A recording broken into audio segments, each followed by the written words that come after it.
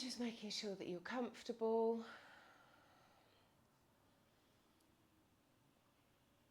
And we're just going to poke out our tongue, which is always fun in the morning. And you're going to roll up the sides of your tongue if you can. And make yourself a little tube with your tongue. And we're just going to breathe in and breathe out, letting the air go over your tongue. Now, if at any time it's not comfortable for you,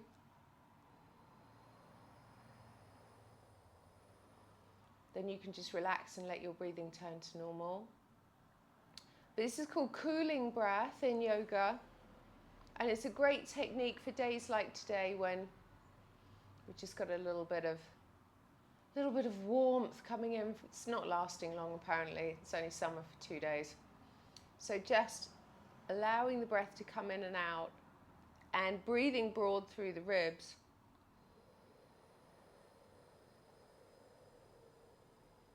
And then bringing the ribs back to the spine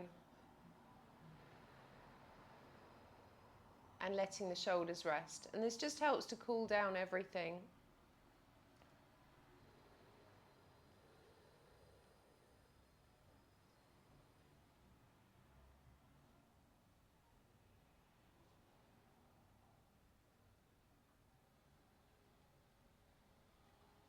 And then just allowing your breath to return to normal.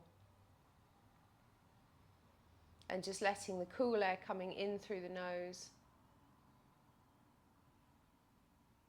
and out through your mouth.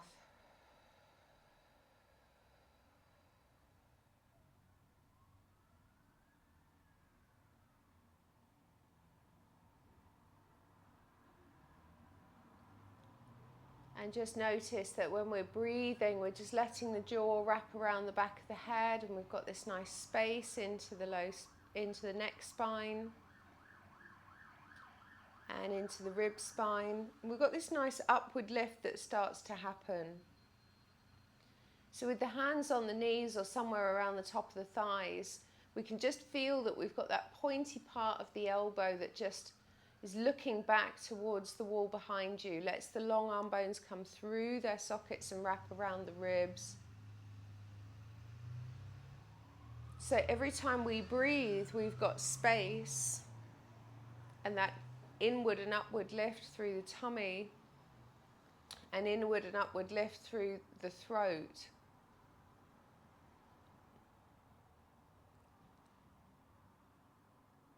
So the more we create space in the spine, the more room there is for the breath, the more room there is for the organs. And then just letting the tongue come out and just making that lovely roll again.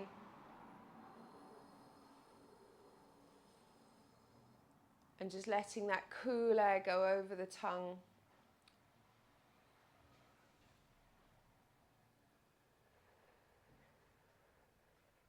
And the air coming out over the tongue, back out again. And just noticing how this calms your mind but also drops everything down in the body.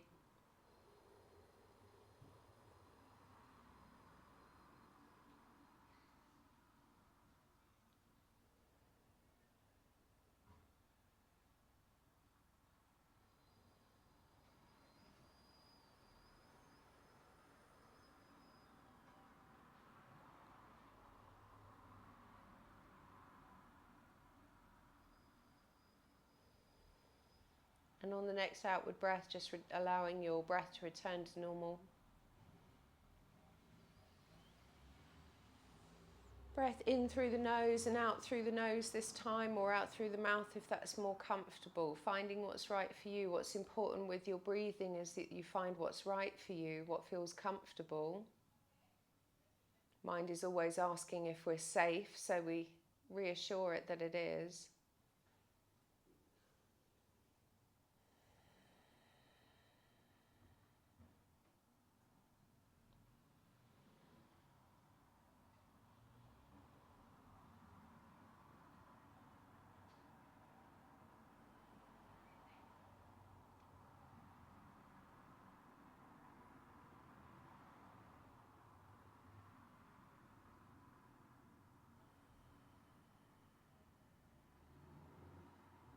So just having the hands on the knees, like I say, you can have legs out straight in front of you or legs folded in, whatever feels nice. And we're just going to take the left hand just somewhere towards the back of your mat and just letting the fingers come down into the ground and feeling that the long arm bone can come through the socket, through the shoulder socket, and just lifting the side of the waist.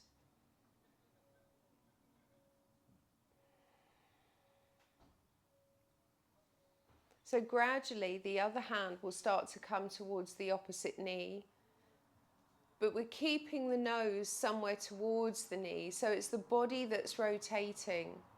It's very easy for us to turn the head over the shoulder. It's got the greatest range of movement. But can we start by gravity buttons underneath the sit bones? And that lovely drawing up and in through the inside of the low spine. There's not much rotation in the low spine. It all starts to happen up in the rib area, which is why we want the arms drawing in, wrapping round the ribs. And can we let the jaw come back into the back of the head, which just, whenever we move the head back in this way, it starts to pull us out from the heart center. And we want that. So can we start to feel a little bit like the laying twist that we do on the floor? Can we just start to feel that each individual vertebrae can find its way round? Let the front of the ribs sink into the spine.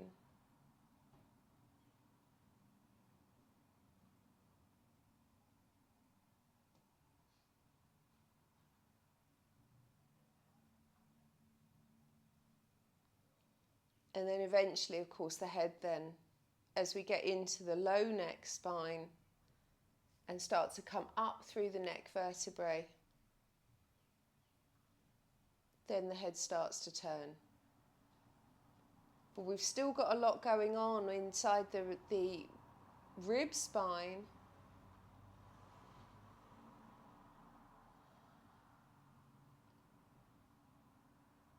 So we just keep coming back to that movement, noticing how the pelvis is happening.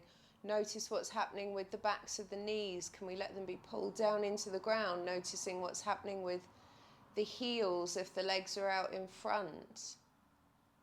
What's happening with the sides of the feet if the feet are pulled in towards you.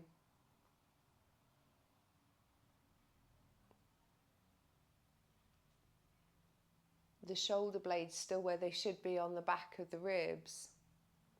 So when we're coming back to the center, we just pull down through the sit bones and just unwind vertebra by vertebra. Can we feel that we're supported through the tummy into the low spine, through the underside of the diaphragm into the ribs, so that as we start to move back through,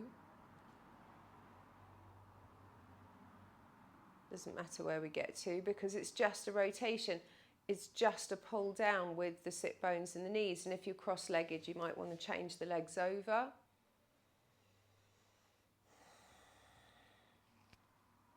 And the right arm can find its way behind you. The long arm bone comes through the shoulder blade into the ribs. It's almost like the arms come through and they turn the ribs at the collarbone. And it's a gradual process, particularly for those of us that are very flexible. It's very easy just to rotate the parts of the spine that are happy to do that, and that might not always be useful.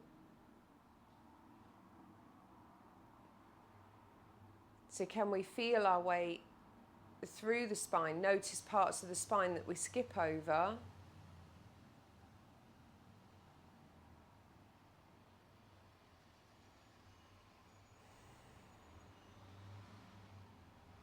We'll notice parts of the spine that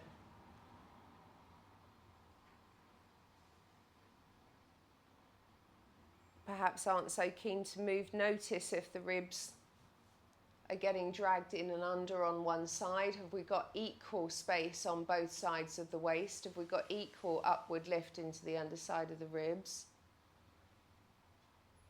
We're keeping the ribs back towards the spine. It's very easy at this point if there's no rotation available for us into the ribs can actually buckle themselves, so we can pull in through the sides of the waist. So noticing if we've got equal down both sides of the waist, we've got equal pull down through the sit bones, and that keeps bringing us in and up to the underside of the shoulders. Notice if the opposite shoulder is pulling round because the core structures don't want to.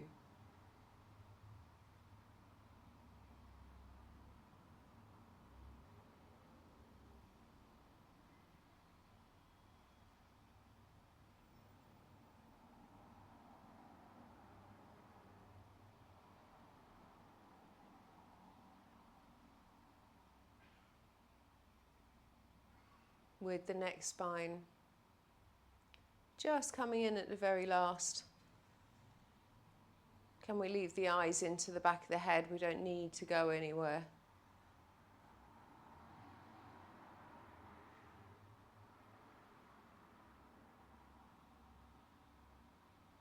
And then they're coming back to the beginning. Just the pull down through the sit bones that causes that to happen. And the spine is happy to unwind itself in a gradual way. So when we come back to the center, we can feel just that balance in the pelvis. So if your legs aren't already out in front, do so now. And just feeling that pull down through the heels. Keep the knees off the ground if they're happy to be soggy into the ground. We want that integrity, so we've got this nice round snookable heel. We've got weights into the back of the knees, so that pull down through the back of the knees sends the long thigh bones back through their sockets into the deep waist, and we get that nice upward lift into the underside of the ribs.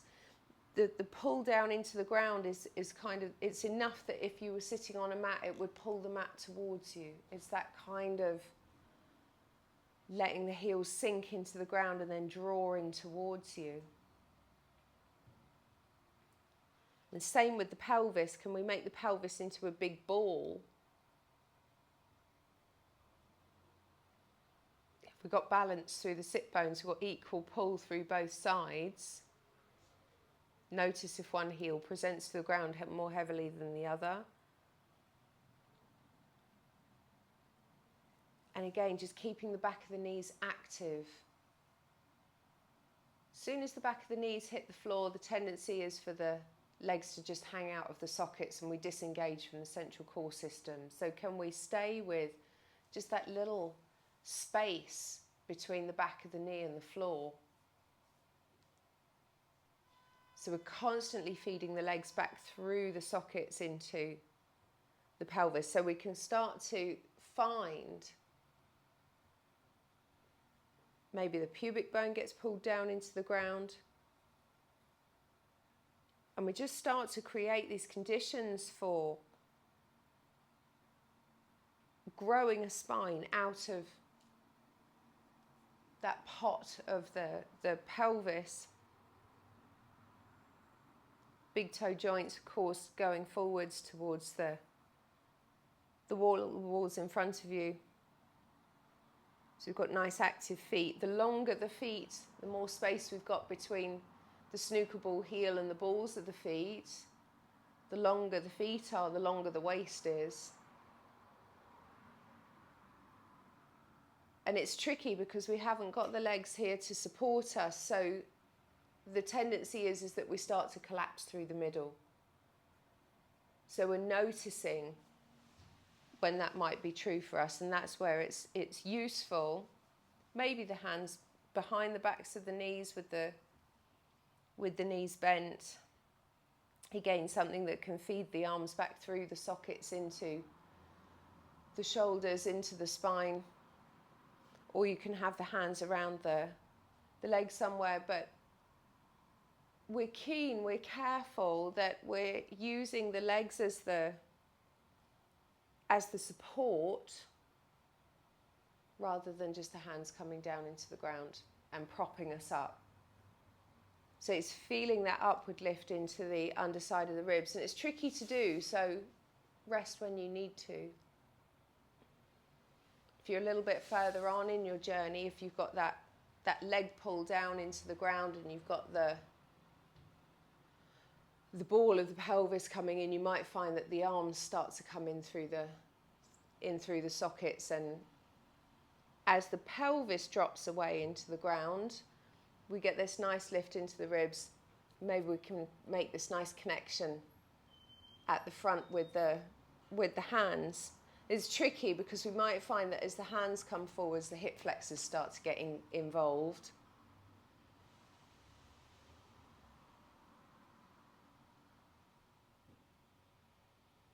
So can we keep just sending the legs back through the sockets?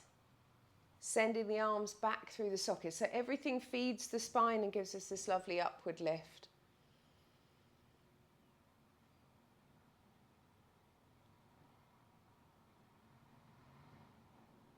So we might find from here that again we've got a little bit of rotation through the ribs.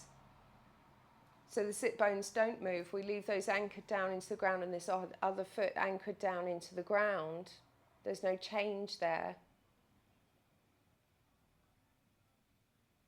So it's just starting to shift the body to look towards one of the feet.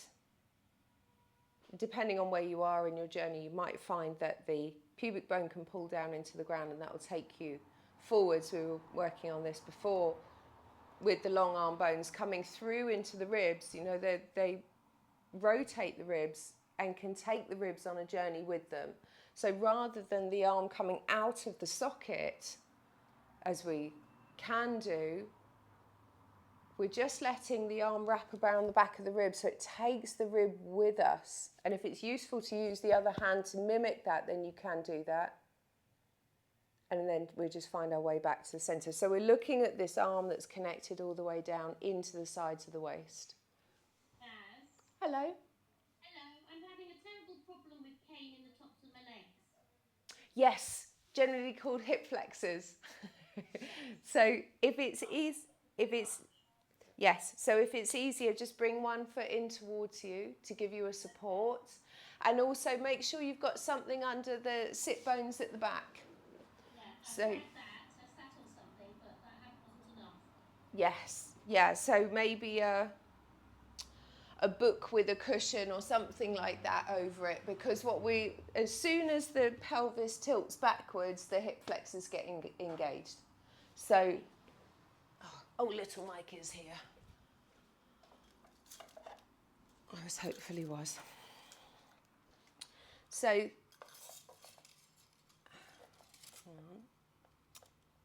Mike's got in a tangle with his slinky. Hang on. Whoop. So yeah, quads and hip flexors and the art of sitting are a subject all of their own.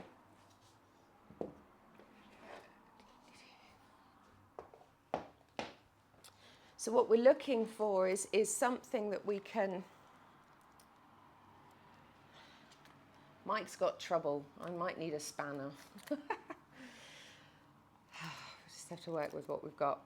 So we want to be sitting somewhere towards this nice triangle part of the front of the spine, pelvis. So when we're sat here, we move Mike's legs out of the way. When we're sitting towards here, you can see that his spine is nice and upright. And that helps the central core system to fire. Whenever we're back behind here, sitting back towards the coccyx, the front of the body has to get too involved, and then we feel a pull in the quads and the hip flex, and this is where we get the pain because there's quite a lot of dense fibrous tissue here. So it's a practice all of its own. having something underneath, behind the sit bones, but underneath the coccyx, so it physically tips the pelvis forwards, and it's going to feel a bit weird at first because you feel that the front of the hip starts to disappear into the top of the leg. Me and Lisa have had conversations about this because we're die-hard hip flexor fans. The hip flexors aren't our fans. We've got history. So it's, you know, the hip flexors get overly involved because they think they have to do too much. Hip flexors are like Atlas holding up the world when the central core system doesn't do the job that it's supposed to. And that's why this I feel like that feels better. Is that better? Yeah, I was sitting right on the cushion. Yes. Now I'm sitting half on the cushion and half off, and that's much better. That's right. So it's not a cushion for sitting on like we do on the sofa. It goes behind the coccyx to push the back of the pelvis up. And this is a great one for those of us that are desk sitters. We want to be doing this while we're sitting at the desk, because when we're sitting back on the pelvis, and you can see this because Mike's got a pole up his back, when we sit on the back of the pelvis, like, as you know, this is kind of generally how we sit, you can see that Mike's got to do an awful lot with his low spine to get him now to sit up properly. And what's going to happen is he's going to make a C shape in his lumbar curve to make that happen, and we do. So this then makes the central core system, the central core muscles like psoas and iliopsoas, they all become too long, and the ones on the front become too short, and then we've got gross imbalance in the system. And this is why core muscles can be tricky, because not because they've got weak because they're too short, but because they've got weak because they're too long. They're in extension, and then, you know, if something's stretched out too far, there's no integrity to the structure, and it doesn't support the low spine. Does that make sense? Thank you very much. Kaz? Hello, Ronnie. It's my hamstrings, the ones at the back that are hurting, not the ones at the front. Yeah. So making nice.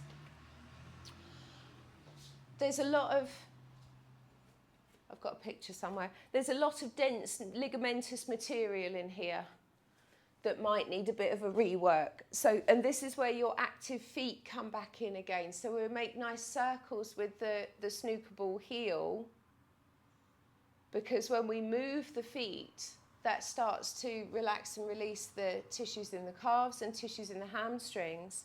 So you can make this quite a dynamic movement, in that when you're making circles with the heel on the floor, can we move the knee and start to create space into the hamstrings at the back? Also, when we make the feet like windscreen wipers, this also switches off quads and hip flexors. So if this is one for you and you're trying to send the work back into the central core system, but we keep dropping out, and it's quite normal that we do, then we get the feet involved, feet get pulled down, weights into the back of the knees get pulled down, and then this gives us significant upward lift, and it changes us from being here. This is why we want the knees off the ground, because as we pull the feet in, tilts the pelvis, we feel the sit bones, we go bump over the sit bones into that front part of the pelvis. But there's quite a lot of space that's got to open up between hamstring and sit bone. So, you know, when we talk about making space between the hamstring and the sit bone in our cat pose and in our standing forward bend, that sort of stuff, when we're talking about sit bone lift, this is the same thing. We're looking for the sit bone to be going back towards the wall behind you, but the thigh is dropping away from the hip, so we're creating space at the hip joint. We want this.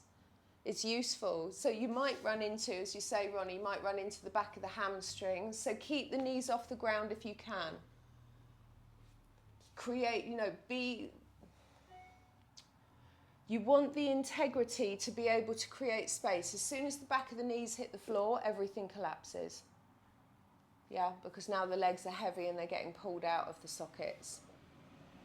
So it's your exploratory movement to come into the movement, have a play around, and then come out for a moment. But you might also find that you're running into the adductors on the inside of the thighs. So again, big toe inside of the heel, that sort of stuff lengthening away will help you with the inside of the thighs. Like I say, there's a lot of dense connective tissue bringing the legs into the pelvis. There's a lot of muscles on the outside, but there's a lot of dense connective tissue on the inside. So we want to be working with that to start to create space, even in this arrangement, between the pelvic bone and the top of the leg in all areas. So from the inner groins all the way out. And that's just the foundation of it. So stay with that. And then if it happens that you're also working with arms and you're working with, reaching for feet and that sort of stuff, then you can. But it doesn't come at the compromise of the back of the pelvis. Because again, just like our standing forward bend, it's very easy, particularly for those of us that are flexible, to just hang off the back of the pelvis. And then that impinges the low spine again. So it's taking that time to feel the rotation of the pelvis down into the ground. How far can we follow that? We feel the pubic bone gets pulled down into the ground. How far can we follow that? And it might be that it's not very far because we run into that connective tissue. And again, for those of us that are flexible, it's not about just pulling our bodies into some sort of a shape. This is very easy for us to do when we're flexible, for those of us that have done yoga before, putting our chests on the floor and all of that sort of stuff. The bits that can stretch do, the bits that can't stretch don't. And then we get ourselves into imbalances again. This is good. So we're going to bring our left foot in towards us and just let the side of the foot rest on the ground in front of us. And again, we're looking for that pull down through the long little toe side. So we're still connecting the underside of the leg and slinging it round the back of the pelvis. So we've still got that pull down through the sit bones, through the pubic bone at the front, which gives us this nice lift. And if we keep pulling down with this front foot and the heel, we might find that the back hip on the right side starts to create a little bit of space. And we can start to turn the foot down towards the ground. So it's just a rotation in the hip initially, with the big toe joint pulling down into the ground.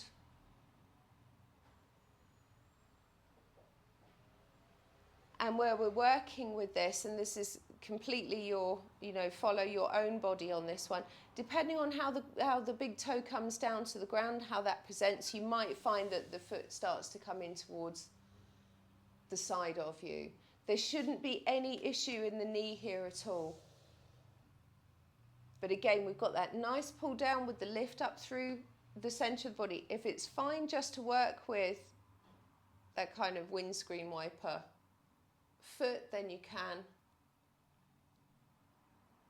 And you can change over sides as much as you wish. If the foot is coming round towards behind you, again, we've got this long little toe side at the front pulling down into the ground, and we've got this big toe joint at the inside of the heel pulling down to the ground. Everything sends us up. It's really important that we have this pull down into the ground so we've got this nice upward lift, because as soon as we start to collapse here, it gets a bit funky around the joints and it doesn't feel very nice, and we don't want to be pulling on joints. We want to be creating space in them and reminding the muscles which ones we want them to work. So when we're coming back, again, pulling down through sit bones, can we move the legs around without the arms? Just by whatever connects into the ground, pulls down, lifts up. And the two sides might be very different. So we're just taking time, just messing around with the two sides. And again, we've still got that pull down. We've got that nice windscreen wiper with the foot coming down into the ground.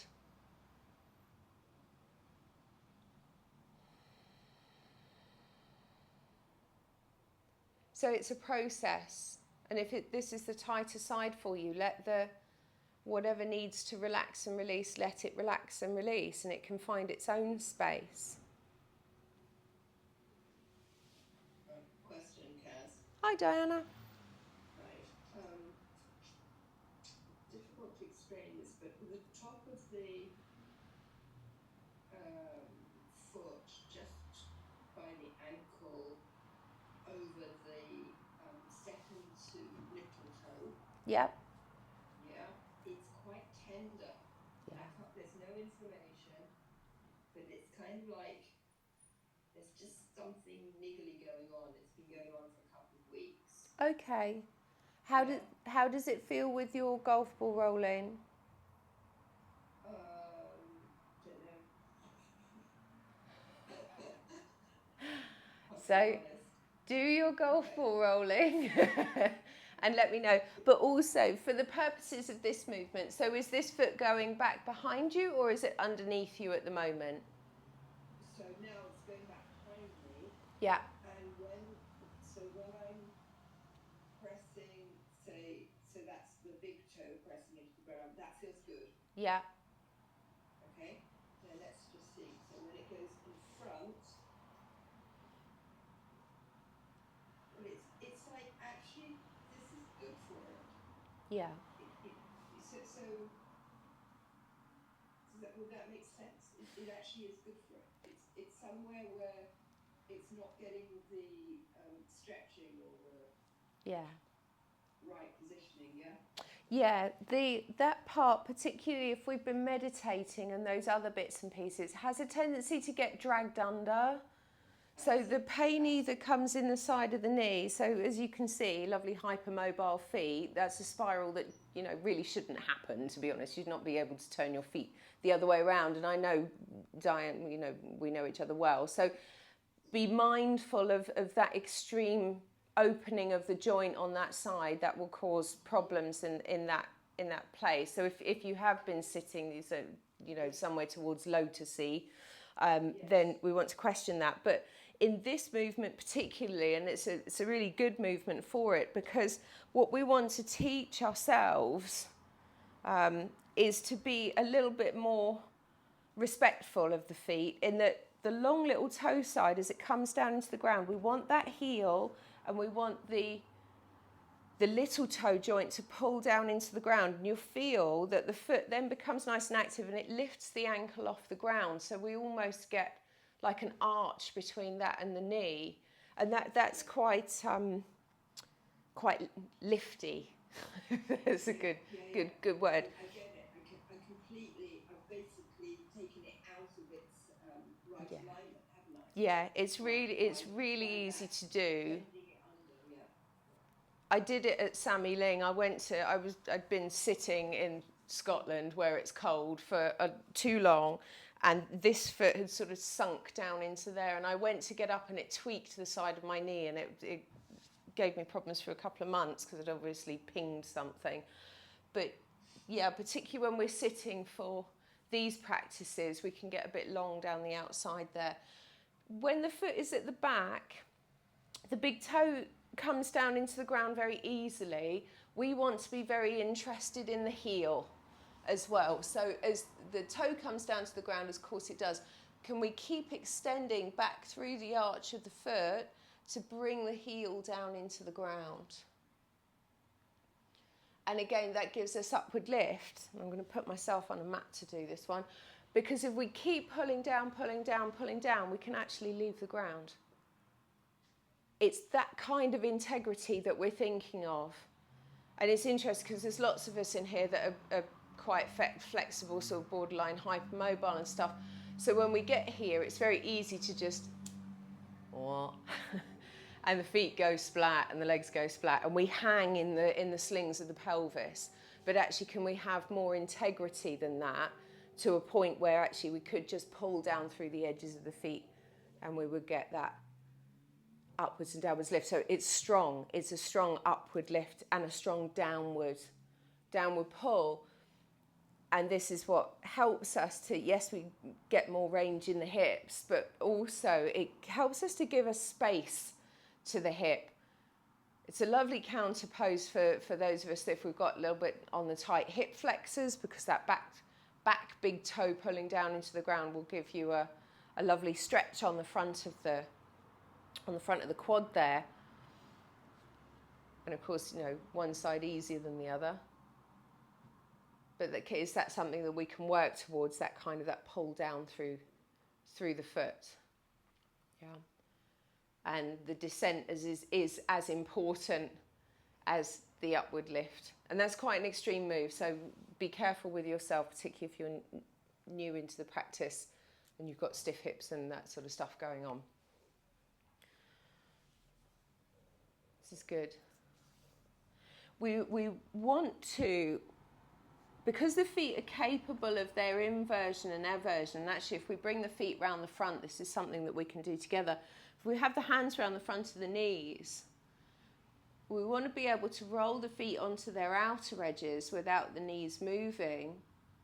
And we want to roll the feet onto their inner edges without the knees moving. And you can feel, you'll have one that's the favourite, one not so favourite, depending on whether we like to, you know, drop through the arches or pull down through the outer side of the feet. But we want to be equal on both sides if we can, but also noticing what's happening in the side of the shins and into the side of the knees.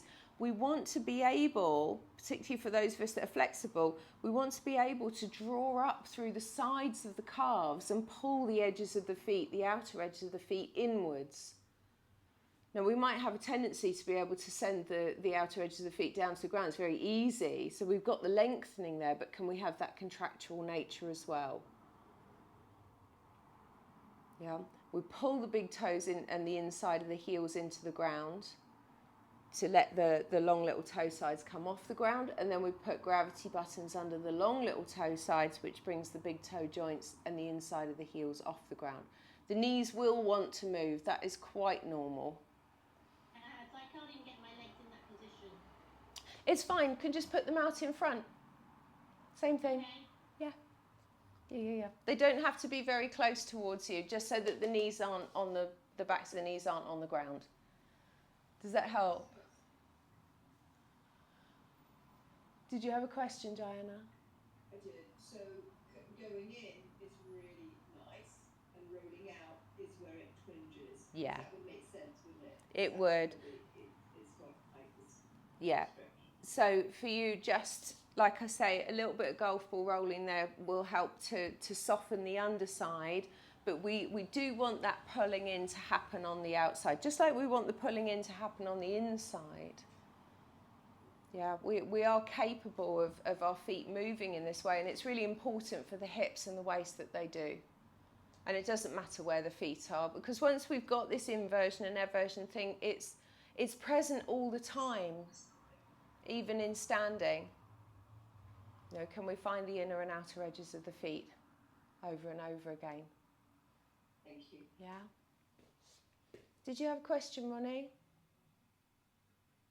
No, you're all right. Good. I've got one. Hello. It was my calves. When I did the inward, my calves were trying to fire off cramps in all sorts of places. Yes. And then it went down into the arch of my foot again. Yes. So be mindful of what's happening with your head. Because when we're here and we're concentrating on the feet, when we're messing around here, we want to be thinking about what's happening with our ribs. So for you particularly, I think the hands around the back of the knees, bringing the arms through the sockets and lifting out of the back of the ribs so that we've got space to that T12 space at the base of the ribs and the top of the spine. Can we lift out of there? Let the jaw go into the back of the head. Let the legs come in and wrap around the back of the pelvis, so pelvis pulls down. So we've got that nice integrity, and then the feet can simply move. And then the calves shouldn't be too affected by the rest of the back line. And they can move happily. Like I say, we're generally too long through the back. We stretch this out too much because it feels tight and, you know, all of this stuff. But we're actually looking for the back of the pelvis to being drawn up and into the low spine, for the back of the ribs to be drawn up and into the underside of the shoulder blades, for the back of the head to be drawn up and into the underside of the skull. There's this drawing in of the back body so that it wraps around and supports the spine and gives you this natural upward lift. It's hard work, you'll feel it. Yeah, the hip flexors again might start to get involved and get a bit grievous with it all. So keep the backs of the knees off the ground and use them to your, it's better. Use them to your advantage. Backs, like I say, backs of the knees, as soon as they hit the ground, that happens. So we keep them off the ground. We want nice heavy heels, nice heavy pelvis, and legs that are going through the sockets into the back body. It's hard work. It's hard work. This is good. So just going to come and lay down on the ground for a moment and just let everything sort itself out, because these things are quite challenging for the back body. So just taking a moment with the knees bent and the soles of the feet into the floor.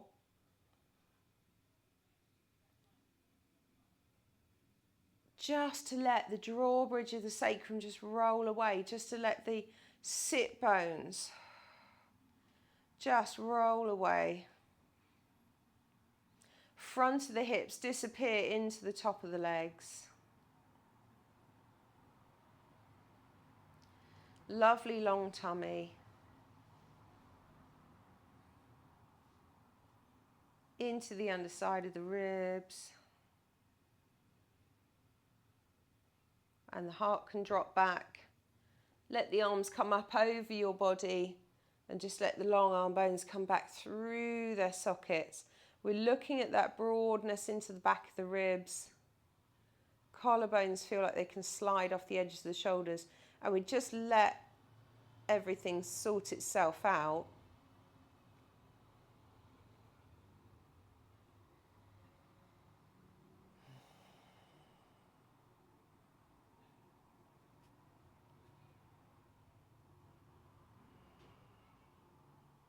Maybe the arms can come up towards the top of your mat.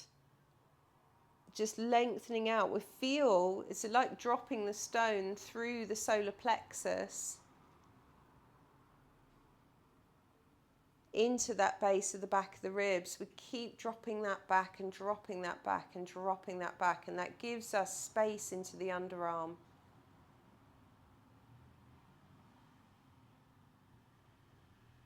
Through the underside of the arm and into the index finger. And you can do one side or the other and then the other, or you can do both together. Depending on how you feel. A hand on the front of the ribs will help the ribs to stay back towards the spine.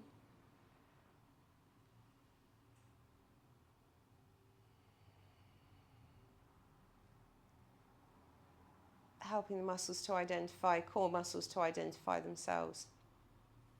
So just letting the elbows come down either side of the chest. Palms can look at each other over the body. We want that heavy pointy part of the elbow, heavy long feet. And just rolling through the feet, just taking the knees over to one side. And again, we're just letting the eyes and the nose and the jaw all just drop back into the back of the head.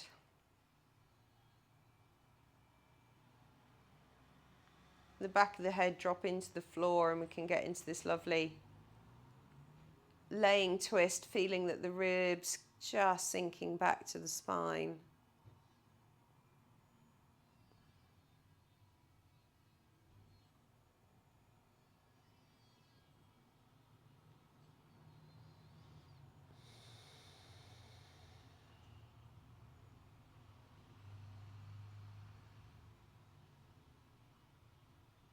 And just allowing the head to roll at the very last. And it's the head rolling back to the center that starts the process of us dropping back through the spine, through the vertebrae, rib spine, through the lumbars, through the back of the pelvis, which draws the legs back. And we can take ourselves in the opposite direction if you haven't already. So again, it's just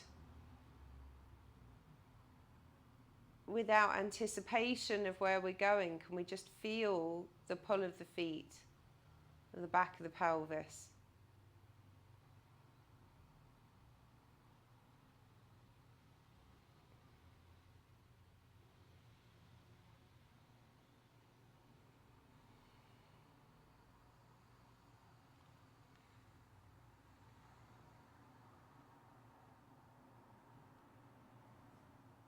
And again, just letting everything sort itself out. Particularly when we run into the sticky bits.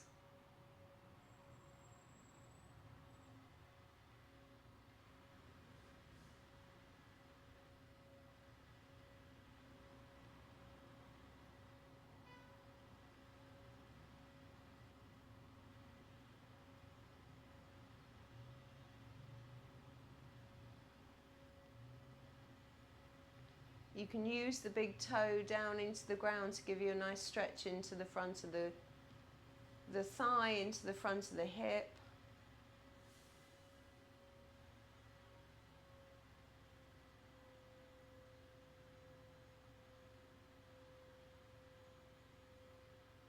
And then we're coming all the way back to the center. And just bringing the knees in, giving the knees a nice hug, have a little rock from side to side.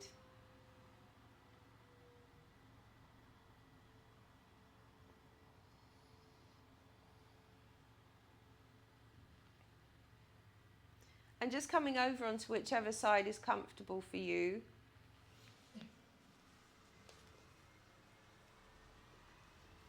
And just coming into our lovely square pose for a moment, with the knees underneath the hips and the hands underneath the shoulders.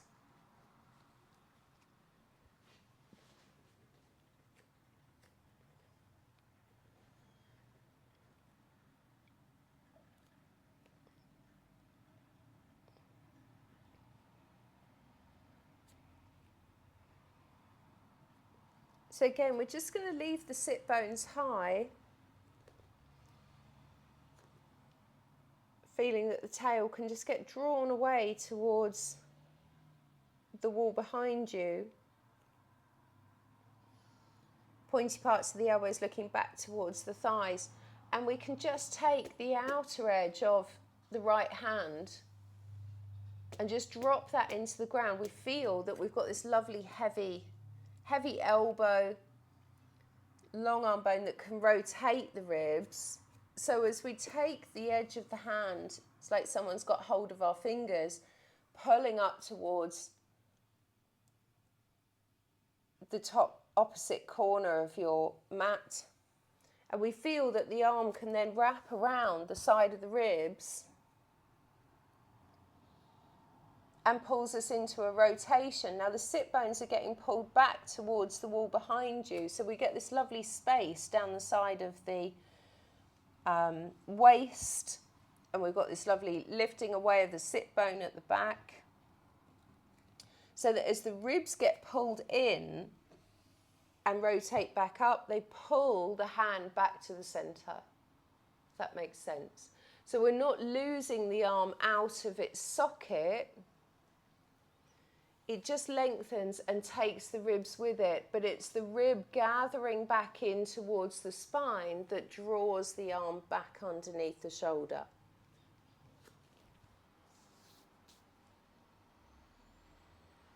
So we can feel that complete fascial line of the arm into the ribs. So there's rotation that happens in the ribs, but because the sit bones are being pulled towards the wall behind you, there's not much happening in the low spine.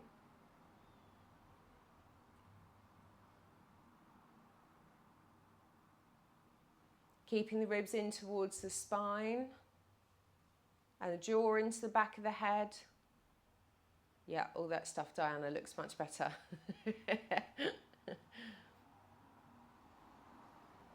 No, try to feel that we are, or imagine in your mind's eye that you're a spine with some bony limbs connected to it. You know, the legs are connected to underneath your ribs. The bony arms are connected to the top of the ribs. So there's not much of a rotation that, you know, you might find it's a bit stiff and a bit sticky across the back of the ribs. You might find that we're lacking a little bit of space at the top of the ribs into the neck. So just taking time with that there, keeping the jaw into the back of the head.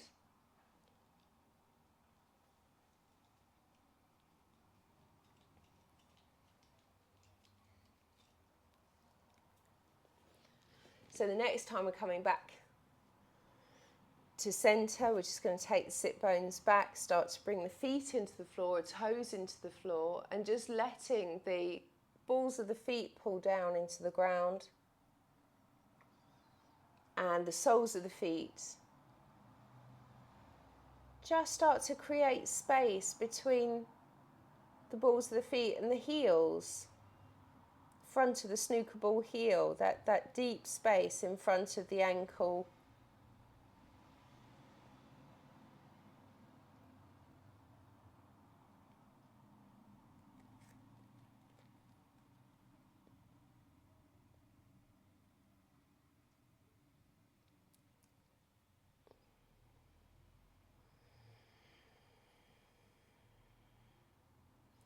So we can start to work our way up to standing.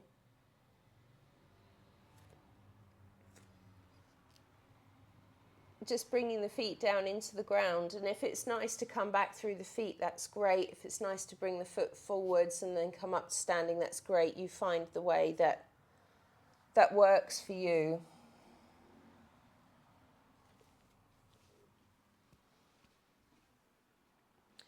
But we feel that the back of the pelvis again, coming forwards, got that nice lift in the sit bones.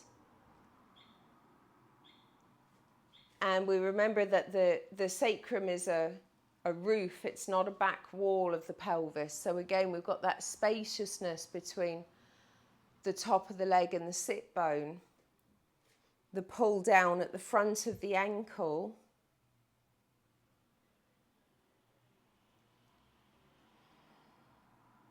Which starts to bring us back into the central core system again. So we've got this, we feel it in the pelvic floor, we feel it on the front of the tummy as we get pulled in and up.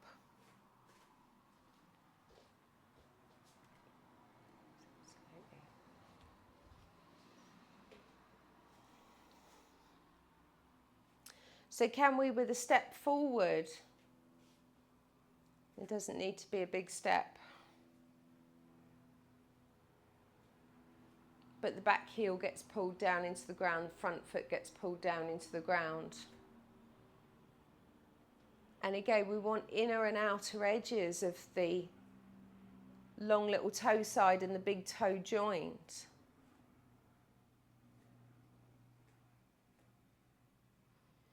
So feet are like they're on rails. They give us a base to work from. But we feel the inside of the heels and the big toes, so that fires the inside of the thighs. So it feels almost like there's a minor rotation inwards on the thighs, which brings us up through the pelvis again into the deep waist.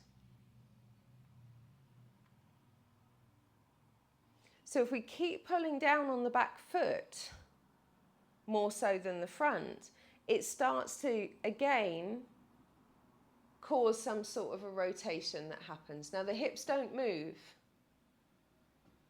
Can we feel the outer edge of the front foot, outer edge of the back foot, and just noticing this corkscrew movement that just starts to happen because we just keep pulling down through these different parts of the feet. So noticing that we bypass the hips and come straight into the deep waist. Just because we're pulling down. Can we feel that tiny rotation inwards? And this helps to protect knees and all sorts of things. So it's useful. As you said, the outside of the foot. Yeah. Foot. Yes. Yeah. So if I go on the inside of my foot, that rotates me in, but not the outside. I think it's important that if it's the big toe on the back foot, that it doesn't stress the inner side of the knee. So that's where I've got it. It might work for you, Ronnie, though. So you find what's right for you. Make sure that we've got a nice lift on the sit bone. Outer edge, so yeah, outer edge of the back heel. Front big toe helps you to rotate. So you're turning towards the back leg. If you were pressing with the big toe on the back foot, that would turn you towards the front leg. And it doesn't matter which way you go. Does that help, Ronnie? Oh, okay. Sorry, you're backlit, so you're all dark. And change over sides if you haven't already. And again, we're just taking a step.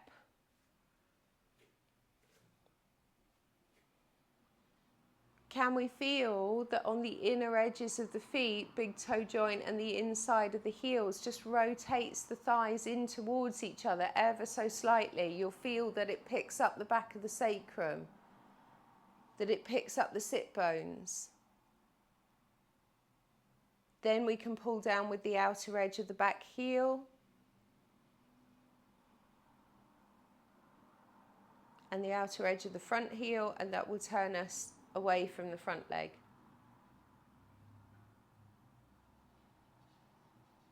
But it's important that we notice that we're not rolling out onto the outer edge of that back foot. We need the big toe into the ground to facilitate the movement, otherwise the hips start to rotate and it's not coming through the trunk and it's not coming through the ribs at that point. So hips don't move.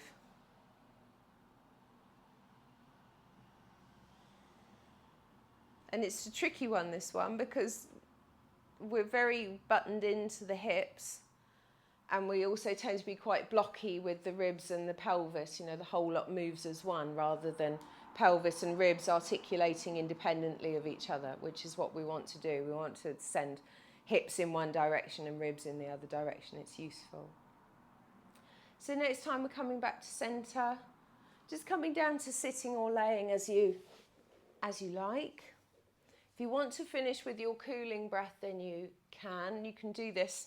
I don't recommend you doing it in laying because just in case. But if you want to lay down and relax completely, then you can.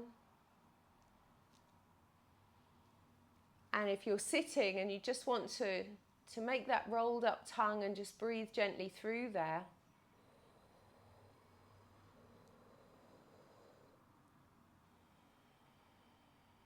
Then you can. And if you're laying on the ground, just having the awareness coming into that W shape at the base of the ribs. Can we breathe broad? And when we breathe out, bringing the ribs back to the spine and drops the shoulders away from the ears and lets the jaw come into the back of the head.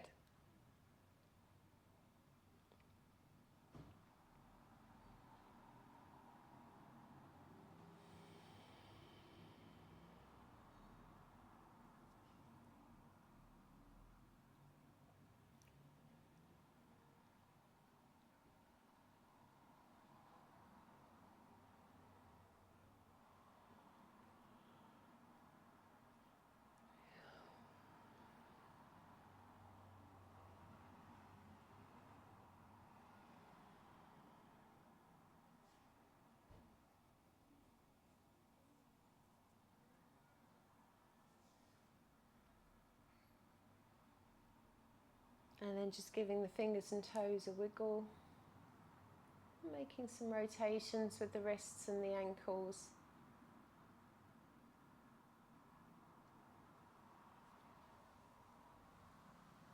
And taking the legs long and the arms up over the head for a nice stretch through your body.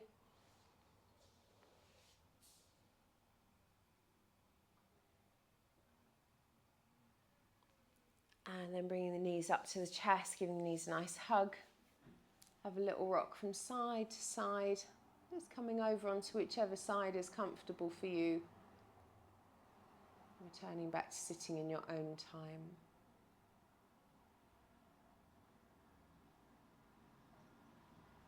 Good. Hope that was useful. It's been a pleasure as always. Thank you so much for joining me.